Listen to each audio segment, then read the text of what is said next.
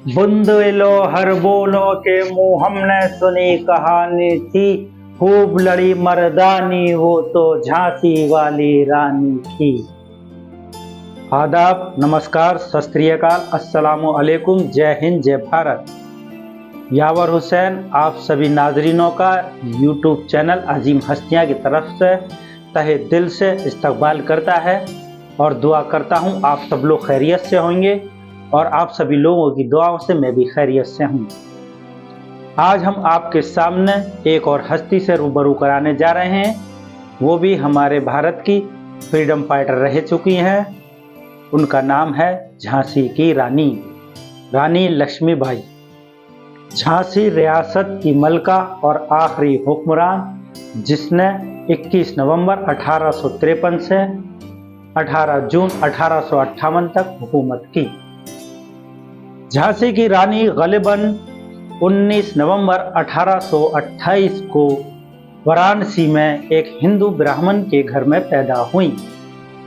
उनके वालिद का नाम मोरोपंत तांबे और वालिदा का नाम भागीरथी था। उनके वालिद इब्तिदाई तौर पर बैठौर रियासत के राजा के लिए काम करते थे। बैठौर के राजा ने लक्ष्मीबाई की परवरिश सगी बेटी से भी ज्यादा अच्छी की। उनकी शादी 1842 में झांसी के राजा गंगाधर राव नवलकर से हुई। रानी की उम्र उस वक्त कम यानी सिर्फ 13 साल की थी। तब तक उनको मणिकर्णिका और मनु कहा जाता था, लेकिन शादी के बाद लक्ष्मीबाई के नाम से पहचानी जाती थीं। उनके एक बेटा पैदा हुआ जिसका नाम उन्होंने दामोदर रखा, लेकिन अंग्रेजों की चाल की वजह से उसको सांप ने काट लिया। उसके बाद उन्होंने अपने भांजे जिसका नाम आनंद राव था उसको दायित्व किया और उनकी बहन ने उसको मरने से पहले रानी को सौंपा। उसके बाद रानी को अपने बेटे की याद हुआ करती थी तो उन्होंने उसका भी नाम दामोदर रख दिया और अपने सगे बेटे जैसा करार दिया। महाराजा गंगाधर का कत्ल उनके भतीजे अली बहादुर ने किया, जो झांसी के तख्त पर बैठना चाहता था, लेकिन उसके बाद रानी ने तख्त पर ऐसा कब्जा किया न अली बहादुर न दीगर दावेदार को तख्त पर बैठने दिया और न अंग्रेजों की ईस्ट इंडिया कंपनी को दिया, बल्कि खुद रानी बन बैठी। जैसा कि जंग आज़ादी में बहुत सी रियासतों ने हिस्सा लिया, जिसमें दो बखूबी मालूम हैं। एक तो मुगल सल्तनत के बहादुर शाह जफर और दूसरी झांसी की रानी, रानी लक्ष्मीबाई। झांसी की रानी इब्तिदाई से ही एक बाहिम्मत खातून थी और अंग्रेजों के सामने उन्हें छटा दे जाती थी। वो किसी हिंदुस्तानी पर जुल्म नहीं सह सकती थी और अंग्रेज कोई जुल्म करता तो उसे मुंह तोड़ जवाब देती। तहरीक आज़ादी इब्तिदाई में मई और जुलाई 1857 में मेरठ से शुरू हुई।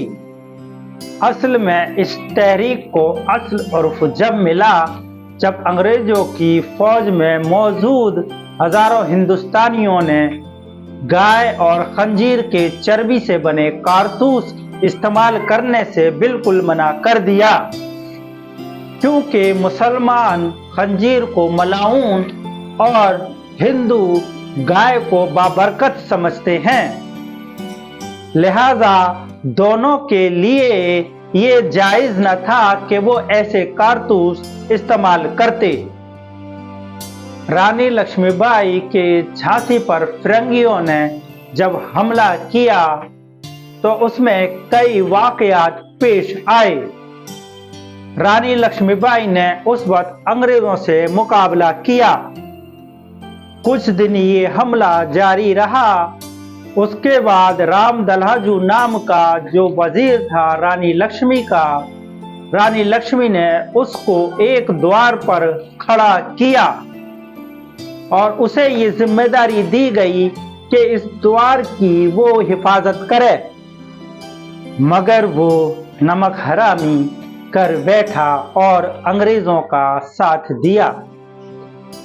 उस द्वार के आसपास के सभी फौजियों को किले के दूसरी तरफ भेज दिया और अंग्रेजों के लिए वो द्वार खोलने लगा।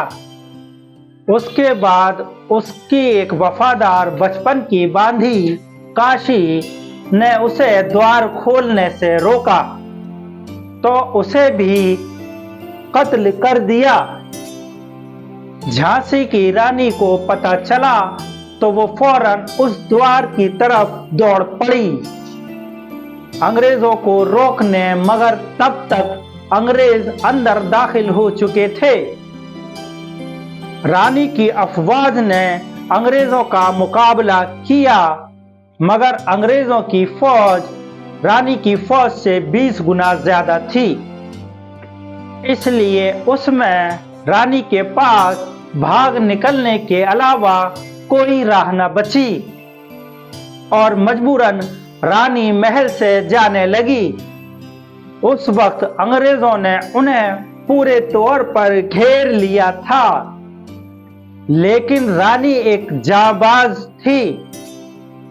वो महल के एक बुलंद तरीन मुकाम से घोड़े पर सवार छलांग लगाई और भाग निकली और उसके कुछ दिनों बाद रानी ने अंग्रेजों पर जबरदस्त हमला किया और झांसी वापस छीन ली।